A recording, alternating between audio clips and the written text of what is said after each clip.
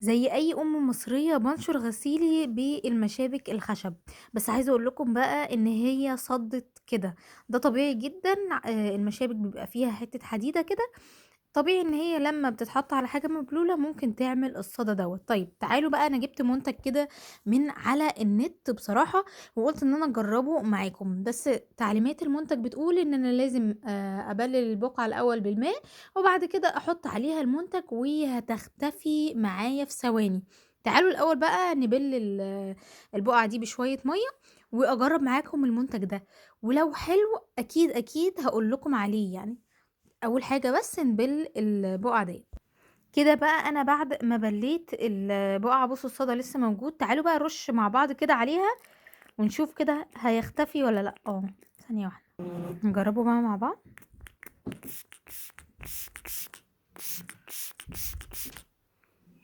المفروض إن هو في ثواني الصدى ده هيروح.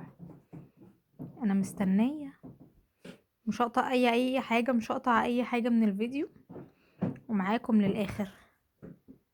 هو بدأ يروح والّا أنا بيتهيأ لي؟ إيه ده! اللي كانت هنا بدأت تروح. طَب تعالوا نرُش تاني. ممكن كمان عشان فوطة. إيه ده! هي في حاجة هنا والّا أنا بيتهيأ لي؟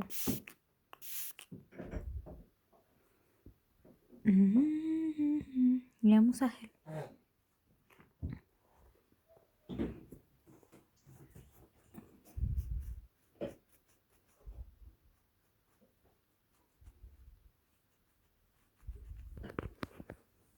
أعتقد هي كده راحت خالص، فاضل بس هنا حتة صغنطوطة،